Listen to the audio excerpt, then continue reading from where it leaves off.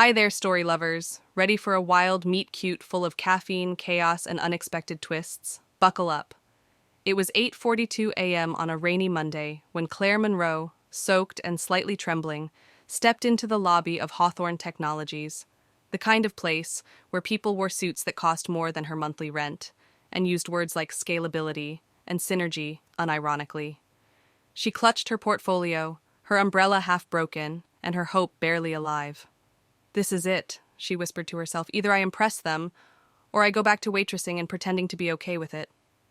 Claire had prepped for this interview like her life depended on it. Because frankly, it did. After 3 months of rejection emails and one mortifying Zoom interview where a cat filter got stuck on her face, this was her last shot. And just maybe, her lucky break. She stopped at the front desk. "Hi, I'm Claire Monroe. I have an interview at 9 with Mr. Collins." The receptionist gave her a quick once-over, dripping raincoat, smudged eyeliner, an anxious smile, and offered a polite nod. "You're a bit early. You can wait in the lounge just down the hall." Claire thanked her and walked toward the waiting area, trying not to slip on the polished marble floor. She sat on the edge of a cream-colored couch, heart pounding, trying to look calm. But then came the moment. She reached into her tote bag to grab her notes. And out came her reusable coffee cup. Lid not fully sealed. Contents: half a grande Americano with oat milk. Trajectory: straight onto the table, and onto someone else's laptop. "Oh my God!" Claire gasped, as hot coffee poured across the surface of a sleek silver MacBook. A man sitting nearby jolted upright, dropping his phone. "What the—" She grabbed a handful of napkins from the nearby counter. "I'm so sorry. I didn't know it was I—" The man, wearing a navy blue suit and the calm expression of someone who could buy another laptop before lunch, raised an eyebrow. "Well, that's one way to introduce yourself," Claire wanted to dissolve. "Please, let me pay for the damage. I can—" She paused mid-blabber, recognizing the man's face. He was younger than she expected, maybe mid-30s, clean-cut, sharp jawline, terrifyingly handsome, and exactly the man she had Googled the night before. Nathan Collins, Chief Executive Officer of Hawthorne Technologies, and her interviewer. Her soul left her body. "You're Mr. Collins," she managed, voice cracking like a cheap vinyl record. He blinked. "Yes. And you must be Claire Monroe, the applicant who just baptized my MacBook." Claire covered her face with both hands. "Kill me. Just kill me now." To her surprise, he laughed. Not mockingly, not cruelly. Just a genuine chuckle, like she was the funniest thing that had happened to him all morning. "Relax," he said, dabbing his laptop with napkins. "This isn't the worst thing that's happened in this lobby. Once, an intern got locked in the elevator with 3 dogs and a birthday cake." Claire peeked at him from behind her hands. "Seriously?" He nodded. "True story. You'll have to top that if you want to be remembered." She shook her head, laughing despite herself. "Well, I just ruined your computer and possibly my career prospects in under 5 minutes. That's got to be a record." Nathan stood, tucking his now damp laptop under one arm. "Come on," he said, motioning toward the elevator. "You're already unforgettable. Let's do this interview." Claire followed, her brain screaming what is happening the entire time. Claire stood in the elevator beside Nathan Collins, trying to breathe like a normal human being. Not easy when you just coffee-bombed your interviewer's laptop. Her wet boots squelched slightly with every movement, and she prayed the elevator music would drown it out. Nathan glanced sideways at her. "Still nervous?" Claire stared straight ahead. "Does the Pope wear a hat?" He chuckled, genuinely amused again. "I like people who still show up even after disaster strikes." The elevator dinged and opened onto the 15th floor.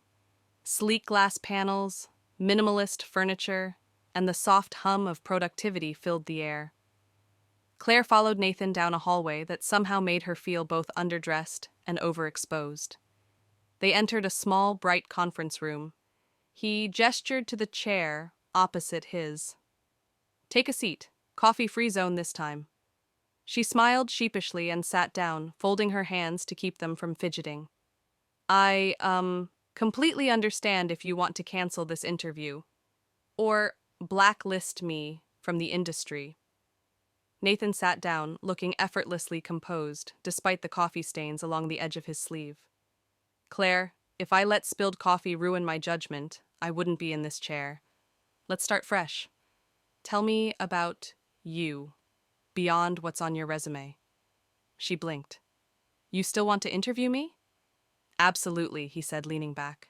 You've already demonstrated quick reflexes, a strong apology game, and high-impact entrances. That's more than most candidates offer. Claire gave a half laugh, relaxing just a little.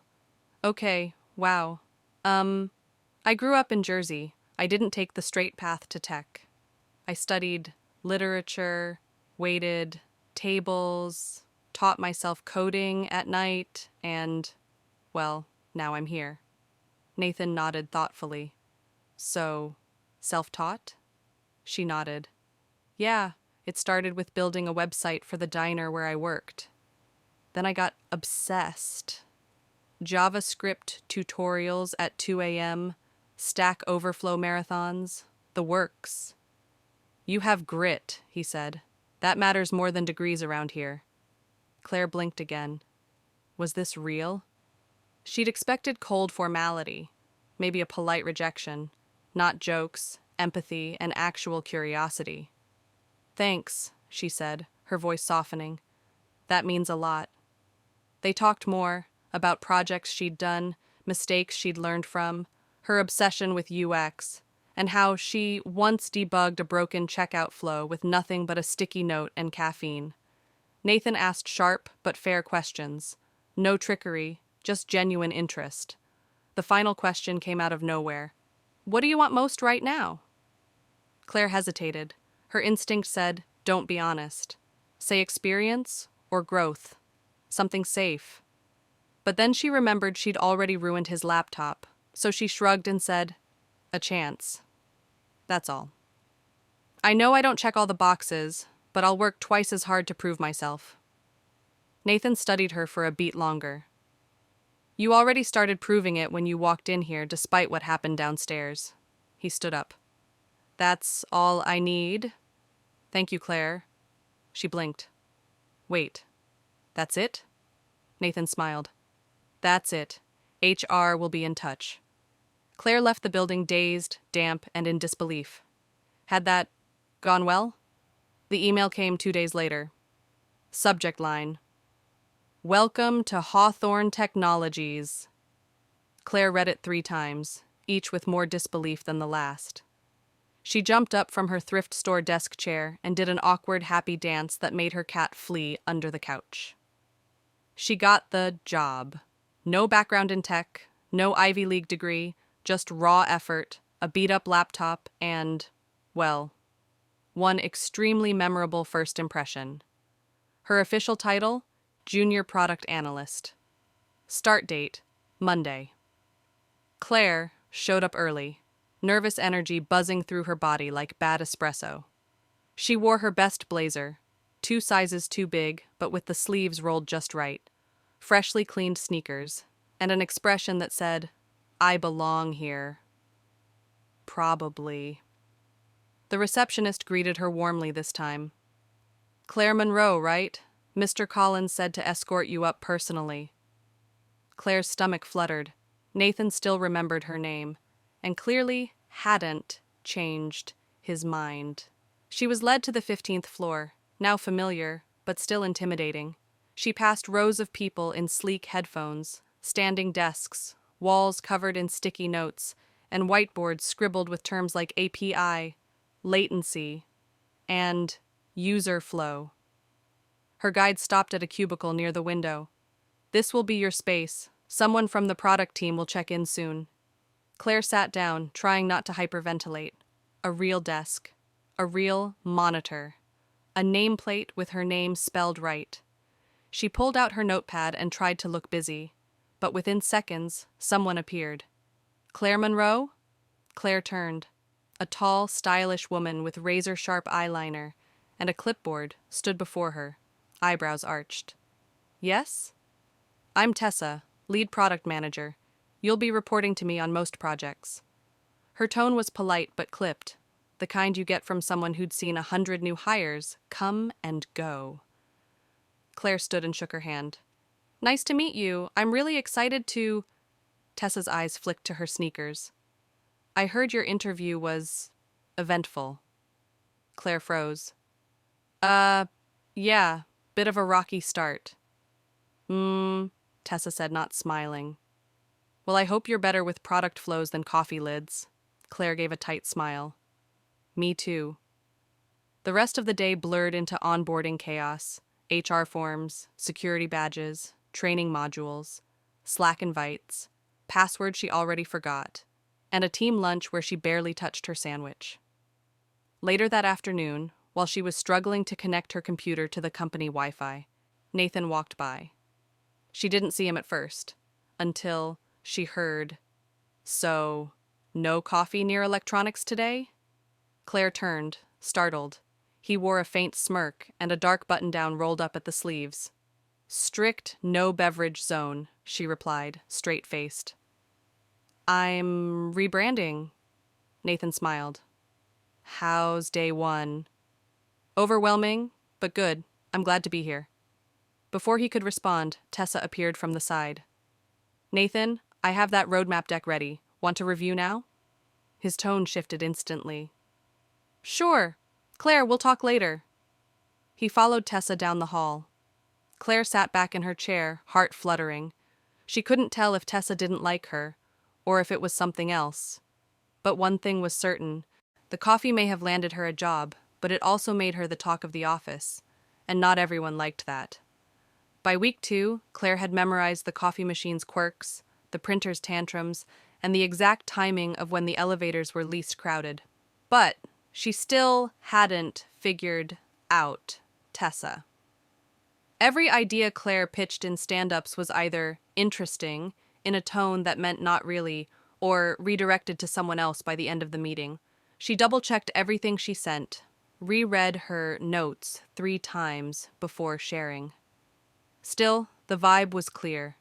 You don't belong here. It wasn't paranoia. Even Emily from finance whispered to her one day in the kitchen, "She's just territorial. Don't take it personally." Claire nodded, but it was hard not to take it personally when you were already fighting imposter syndrome with one hand and learning JIRA with the other. What made it worse was that Nathan hadn't spoken to her beyond a few hallway smiles since day 1, which is why she almost fell out of her chair when she got a Slack message at 6:03 p.m. on a Wednesday. Nathan Collins, "Hey, you still here?" Claire Monroe, "Yeah, just wrapping up a backlog review." Nathan Collins, "Come up to the 17th floor. Boardroom's free. I want your take on something." Claire stared at the message, pulse jumping. The 17th floor was exec territory, and it was after hours. What could he possibly need her opinion on? 5 minutes later, she stepped into the boardroom. Walls of glass, a long walnut table, and Nathan standing at the head of it with his laptop open, sleeves rolled, tie loosened. "Wow," Claire said and say, "this feels important." Nathan looked up. "I trust your eye. I've seen your notes on the user survey data. You catch things others don't." Claire tried to play it cool, but inside she was a roller coaster with no brakes. "Okay, what are we looking at?" He motioned for her to sit beside him. She did, leaving 1 chair of distance, because she was still clinging to professional boundaries like a lifeboat. Nathan clicked through a prototype presentation for a new internal tool.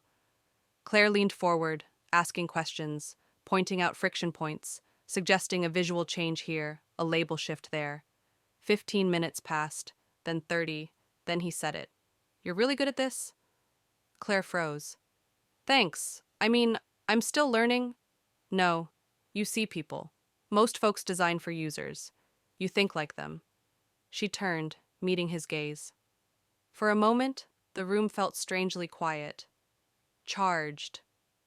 Why did you really hire me? She asked, the words leaving her mouth before she could stop them. Nathan hesitated, then smiled slightly. Because you made a mess and owned it. You didn't try to fake perfection. And I liked that. Silence. Not the awkward kind. The kind that's full of possibility. Claire swallowed. You know this is going to feed the rumor mill. Nathan leaned back in his chair. Let them talk, as long as we're clear. Claire gave a small laugh. Are we? He paused. Are you asking if this, he gestured between them, is a thing? She didn't answer, not with words, just held his gaze, steady and unreadable. Nathan straightened, breaking the moment. Then let's keep it simple. No moves, no mixed signals. If I ever make you uncomfortable, you tell me. Claire nodded slowly. Same goes for you.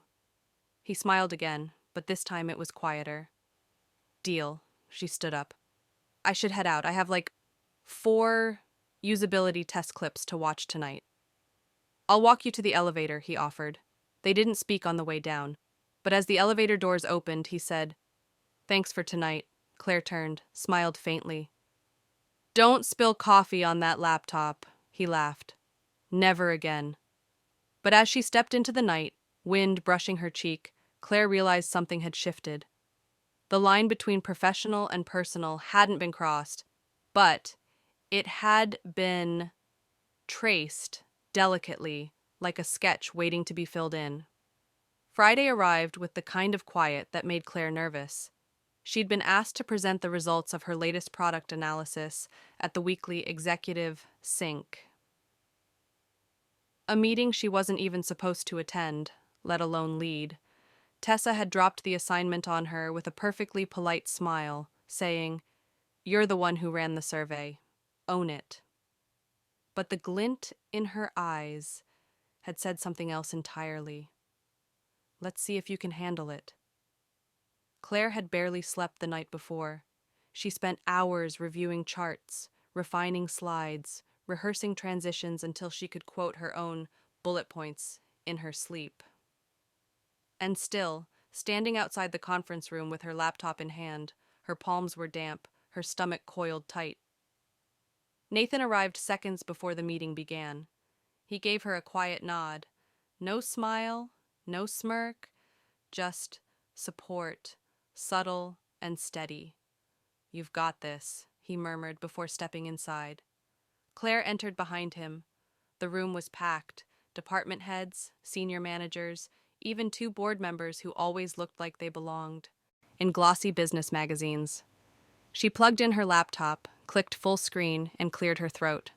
Her voice shook slightly on the first sentence. But then, muscle memory kicked in. Slide by slide, she walked them through the findings. User confusion in the onboarding funnel. Drop off at step 3. The forgot password loop that might as well be a labyrinth. She kept it clear, kept it human. And when someone asked how they should fix it, she didn't defer. She smiled and said, We stop thinking like engineers and start thinking like people. When she finished, the room was quiet for a heartbeat. Then came the nods, a few smiles. One executive whispered to another, and then applause, polite but genuine. Claire sat down, pulse still racing but feeling lifted. After the meeting, she gathered her things quickly, trying to avoid attention. But she didn't get far before Tessa stopped her near the elevator. Well done, she said, arms crossed. Claire blinked. Thank you. You proved me wrong, Tessa added, voice low. That doesn't happen often. It wasn't a hug or a parade, but it was something, and it felt earned. Nathan caught up with her later that afternoon as she was packing up. Impressive work, he said. Really? You got the board to consider changing the onboarding flow. That hasn't happened in 2 years, Claire shrugged. Guess coffee disasters come with hidden talents. Nathan hesitated. Then, after a beat, Can I ask you something? She turned. Sure. Would it be inappropriate if I invited you to dinner? Not work, just you and me. Claire froze. Not because she hadn't thought about it, not because she hadn't wanted it, but because she wasn't sure what it would mean. She met his eyes, steady, kind, unrushed. No power games, he added gently. No expectations. Just honesty. Claire smiled, slow, genuine. Only if I get to pick the restaurant, she said. And no duck liver or menus without prices. He laughed. Deal. They walked out of the office together for the first time, not as CEO and employee, not as rumor-fueled co-workers, but as two people who danced around a line and finally dared to cross it, with care. 3 months later, Claire spilled coffee again, this time in Nathan's apartment, on his kitchen counter. He didn't even flinch. Tradition, he said, kissing her forehead. Did you love Claire and Nathan's story? Leave a heart if you've ever had a disaster turn into a blessing. And remember, sometimes it's the messiest beginnings that lead to the most beautiful chapters. Let me know if you want another one.